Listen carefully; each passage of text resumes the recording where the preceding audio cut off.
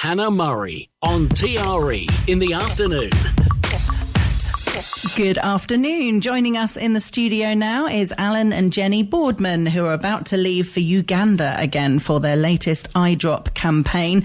They've been collecting people's glasses, pairs of glasses, in order to take out there for children and families who don't have access to them. Welcome to the show, guys. Hi, Hannah. Hi, Hannah. Thank you very much. It's a pleasure. Thank you both for coming in. And we've spoken a couple of times now about all the amazing work that you guys are doing. This is your second Eyedrop campaign, isn't it? Kind of third. Oh, third. Okay. Kind of third, yeah. Right. It's only had the name Eyedrop for last year and this year. Okay. But a couple of years ago, we went to the Gambia with a limited number of glasses, and then we thought, well, actually, that's gone down really well with the people here and obviously the people in the Gambia. So we gave it a name. We just came up with fell back on the old marketing background and gave it Eyedrop, and I think that gave it a bit of focus. And excuse the pun. Excuse the pun. Yeah, didn't even realise. We were a lot more organised that time, though, weren't we? We began the preparations much earlier in the year, and we had proper organised drop-off points for spectacles, but also for school supplies like pens and pencils. And we put boxes in 20 different venues and invited people to drop things off, and we would take them to Uganda and give them out personally. Are you saying, Jenny, that you weren't organised this time? I can't believe that. No, at this time, but the first time. Oh, right, that's right, yes. I mean, although for school supplies we can give out personally, obviously spectacles we couldn't give out because people need to have their eyes tested, but we entrusted them to priests and medical people in Uganda. Didn't we, Alan? You can... Well, in the end, we think that about 1,200, well, think it's only approximate, but about 1,200 people receive spectacles of, whether it be reading or distance, for the first time in their lives. That's amazing. Because the Ugandan health system, and it's not uncommon in Africa, it really isn't very good. And the optometrist, the specialist, has to drive to this particular area where we went to 12 hours from the capital. And he only goes every 2 years, because once he's there, he even if he tests people's eyes, people don't have access to spectacles via the health service, and they just can't afford to buy them privately. No. So it's a waste of his time. Yeah. So that he really only goes every 2 years to pay it lip service. And bearing in mind as well that he has to take all the equipment. There's no equipment locally, and they call them the medical centres. But it just amounts to a bit of pre and postnatal care. There's no equipment, so the optometrist would take the equipment, but as Alan said, there's little point, because once he gets there, there's no glasses to be had. It must be so weird for you seeing this kind of situation and make you realise how lucky we are to be born into where we were born. This isn't a choice for these people. That's just the situation that they're in. And it must be so strange for you to see, and sad for you to see that there is no medical care out there like we're used to. Yeah, certainly. And just on that tack, the people, we believe, took a bit of persuading that this was real, that these foreigners were bringing spectacles that could potentially change their lives. And there was we took quite a lot of footage, videos and photographs, and our favourite was of a particular guy who, for a lot of years, his eyes had deteriorated. He was probably in his late 50s, early 60s, I would say, although the average life expectancy in Uganda is only 63. Wow. By the way. And like Jenny said, we couldn't match glasses to people, but in the very last of these centres, close inverted commas, the manager there said, look, people are really sceptical, and there were quite a lot of villagers that came along, and he said, can we just kind of try to prove that this is real? So we selected this particular guy, and Jenny gave the manager a pair of spectacles to try on, reading glasses. And before he did, he held up a piece of A4 paper, which had the name of the village on it. and he couldn't see it. This chap couldn't see it, even though it was really close to him. So we gave him a pair of reading glasses. It was really funny, wasn't it? Because he almost poked his eye out. Oh, no. Really, we put them on with the spoke in the middle of his eye. Oh. But once he got them on, he looked at the same piece of paper, and I don't know if there's work on radio, but he clapped. He went, there. And he went straight to the name of his village, and the whole place erupted in applause. Wow. And the feedback from there was that was more powerful than any message, even from the priest, who's obviously, very, very influential.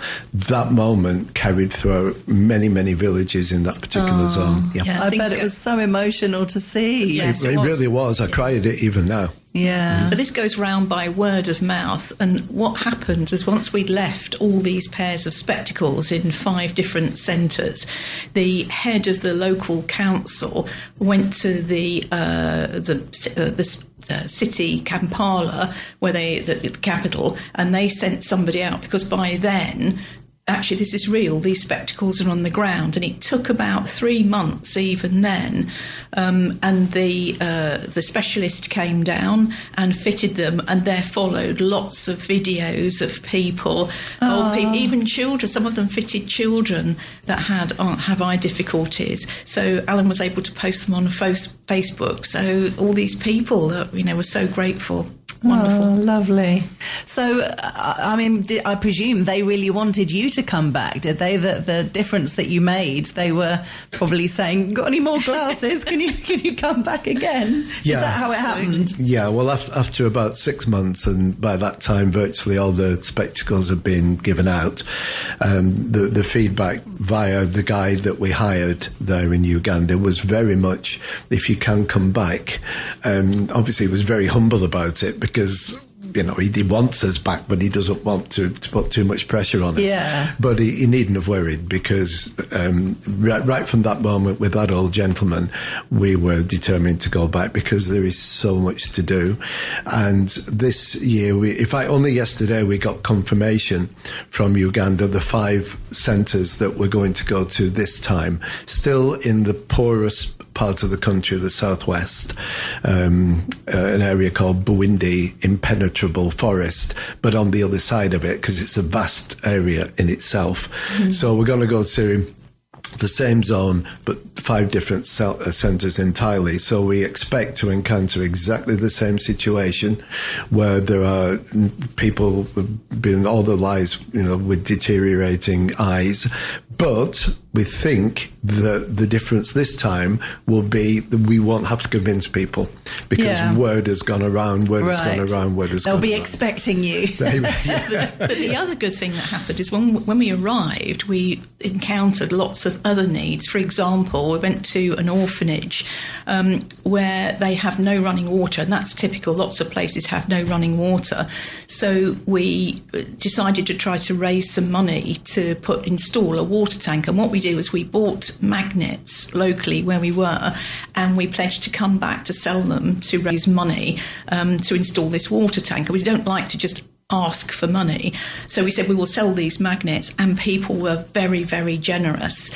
So it went from a 1,000 litre water tank up to a 5,000 litre water amazing. tank. And still people were buying magnets and donating. So we then went to squat pans, because they just have a hole in the ground, and still there was more money. And so in some of the children, the youngest children, just sit on the ground in the classrooms. They just sit on if they're lucky, a tarpaulin. So some benches and with built-in desks were made. So they have those. And in addition, we'd pledged some money to buy shoes for children. So we didn't send Christmas cards and save the postage as well. And other people donated, so we bought 100 pairs of children's shoes for those children that just don't have shoes. So what's happened this time is, rather than wait for magnets, people have generously donated to us and said, well, can we do something this time? Can't they? Oh, it's just incredible. We didn't mention money at all. People knew that we were going, and they knew the history of last time with everything Jenny's just described. And all of a sudden we've got nearly €1,400 to take with us. And again, we think, concentrate initially anyway on children's shoes and exercise books for children. Yeah. I mean, largely the spectacles are it's an adult thing, largely. So we thought we'd concentrate on things for the children's side of things. So all the things that you've bought, do you have to take it all over there yourselves, or does it get transported? How does it all work? Well, we get 23 an allowance in the flights of 2 23-kilo suitcases each. So last year, 2.5 of those were for aid. This year, it's up to 3 suitcases. It's about 70 kilos of aid that we take. Fortunately, we got sort of 4-wheel drive suitcases, so that's not too difficult to manage. What will they say when they search your luggage in the airport? Well, last time... Hard of hearing, are you, man? Last time we were pulled. We were pulled. We Oh, really? We were pulled, and we thought, oh my God, all this way, and then they're going to take them off us. And we were taken into this room, Hannah. It was like a kibbutz. There were suitcases all over the floor, people all over the place, and we lost sight of our suitcases and wondered if we'd ever see them again, or if we did, were they going to be full or empty? Anyway, it was only about 10-15 minutes, and they came back. Everything was hunky dory. Good. It's okay, on your way. So we'll be ready for that one this time. Yes. Do you need to have paperwork explaining what you're doing? That you're not on holiday. You're there for a reason. Does any of that help? It's probably a good idea to do that, and that's something that neither of us has thought to do. Actually, well, we've got photographs of all our sort of collection stuff, plus the Facebook images, all the films on our cameras, so that they can see how it worked last year.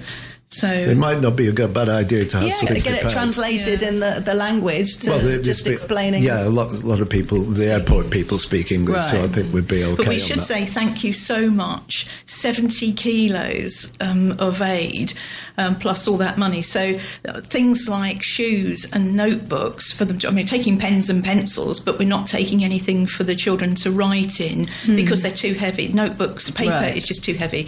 So we've lined up a couple of wholesalers once we get there to supply shoes and notepaper.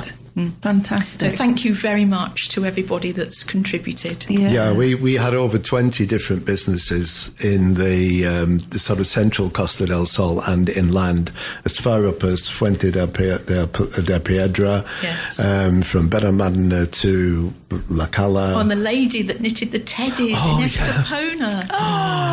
There was a lady back in June who had been on one of my Mijas walking tours for charity. And her mum they were obviously talking about it, and on the tour, this lady and I were talking about Uganda and all the rest of it. Then the next thing, her mum is a rampant knitter, So she sent us a photograph of a little teddy bear. And absolutely beautiful thing, multicoloured. It's about 12 inches high, and she said, "Mum is quite happy to do some more of these if you want to take them to Uganda." So, wow, what do you say? So in the end, she's done 25 of these things. Amazing. And actually, she's only up the road in Estepona. Pat Henderson, her name is. Well done, Pat. Well done. How lovely lady. And so I only went over a few days ago to pick them up from her, and so they're coming along with us as well. They're nice and light. I was going to say they should be light. In the gaps. That's good. But what we'll do with those, a few people that know about it have said, how do you choose who you're going to give these 25 to? But what we will do, we've got this connection with the orphan school, which you could do a quiz, Alan. I do a quiz. Would you write it for me, Hannah? I'll probably end up getting us dancing again. So we're going to give them to the orphan school, and they can decide how. Well, a class can play with them at a time. So that's a nice hand idea. them back in, and then another class can play with them. Yeah. I mean, that must be difficult when you're there. I suppose all the children, particularly, are swarming round you. All desperate to say hello and want a cuddle or want a pen or want something. it must be, you want to help everybody, don't you? It must be difficult to, if you're not able to do that. Yeah, well, there was a moment we were actually invited by one of the priests to the mass the next day, and we passed this building, wasn't quite sure what it was, and it turned out to be the central church for the whole region. Okay. Massive thing. So we turned up the next day. There must have been 3,000 people there. It was just huge. But apparently people walk up to 20 miles to get there on a Sunday and then walk home the 20 miles again. My goodness. And there's a bit of a story which I probably haven't got time for now, but everybody wanted just to touch us because apparently we were the first white people that had ever been to that part of Uganda. Wow. And we were asked to say some few words in front of the congregation, unrehearsed, by the way. Surprise. And we said, right, and people were getting closer and closer and closer to us and prodding us and goodness knows what. So we said, right, what with the translator, what we'll do, as soon as the service is over, we'll go outside and we'll meet you. We'll shake hands and everything. Oh boy, we thought we'd be the first out. No, we got out, half the congregation had already gone. So they were waiting for us outside, yeah. And it actually became a bit of a scrum, didn't it? Yeah, so I said, head for the Jeep. So I got to the Jeep and sat up high and shook everybody's hands. But yeah, it was amazing. lovely. You must have felt like royalty, like it was celebrities. like the Beatles. Yeah. The Beatles revisited, yeah. Oh, but they just want a lot of and there were mainly children who were doing that. They just wanted to touch a white person to see if it was any different. So yeah, that was quite a highlight, wasn't it? Yeah, I bet. So Jenny, you were saying to me off air that you've had a bit of issues with visas this time. Yes, which sounds like a bit of a nightmare. And we've got them this time. So we got to check in at Barajas, and they handed over our documentation. Visas, please. Visas? What visas? So we were stuck in Madrid for 2 nights while we got visas, which was a bit nerve-wracking, and we had to frantically rearrange accommodation and everything. But the consulate who was for Ugandans based in Barcelona was so helpful, and he rushed it all through. So it was fantastic. So it all worked out in the end. So you didn't need them before? That's a new thing? It changed during COVID. This is last year. Yeah. This is last year. Right. But it changed during COVID. Right. So I was all prepared this time, and I did it in good time, because they didn't last for 3 months. I could only do it about a month ago. And I sat and waited, and a week, 10 days, nothing through. And I went online, couldn't find anything. Oh no, what's happened? Searched onto the email address, and there they were in spam, where they'd been sitting for over a week. So anyway, they're there. They're on the top of the pile. So, yes. Yeah. So hopefully this time, fingers crossed, we'll be fine. Amazing. So you go on Wednesday, don't you? Literally in a couple of days. We leave on Wednesday. We're back just about a month later. Yeah. Okay. I've got to say, it's not entirely an aid mission. We have got a little bit of time for ourselves. Yeah. Good for you. We'll be at least. Well, we're going to finish start in the southwest, and then we drive 12 hours back to Entebbe, and probably rather stupidly, the day after, we drive another 12 hours to the north of Uganda. Direction. Yeah, in the other direction, where we'd never been before. We're in pursuit of the secretary bird, which we didn't see last time. We saw 150 different birds last time. Incredible. Including the shoebill, which is an amazing creature. We had some very good sightings. It's almost from the dinosaur period. It's incredible. But this time we wanted secretary bird. So how lovely. Brilliant stuff. So you mentioned that you had a guide and things. So that the whole time you're there, have you got someone kind of looking after you, making sure you're all right, you're not going into any dodgy areas or anything? Yeah, whilst we're travelling about the country down to the southwest and then up until the north, we have 2 guides, actually, the brothers, very, very good. And they are experts in birding. Which is where that's where it all started. Yeah. In Uganda, and we were talking to them before last year's trip, and it turned out that he was really interested in the charity aspect of what we both do, and that just developed into what happened last year with all of those spectacles. So we're lucky enough to get the same guys again. All the time we're travelling, we're going to be driven and we're going to be looked after by Precious and Godfrey. It was very safe, though, I have to say. I mean, we could go out day or night, and we did on our own, walking around into some of the markets. It was very safe. Wouldn't recommend they don't have taxis. They have, what do they call them? They look like little motorbike taxis. And you really do see 4, 5, 6 people on one taxi, and the number of accidents and the traffic in Kampala is chaotic. And people, if it gets too bad, they just drive over the roundabouts, come out the other side. Of course. We think Spain is bad. Incredibly, last year we managed to leave one of the suitcases in the hotel before the 12-hour drive down to the southwest. And what actually happened was our guide made arrangements so that somebody picked up this case, and it's 23 kilograms of case, put it on a motorbike, drove it to the capital, Kampala.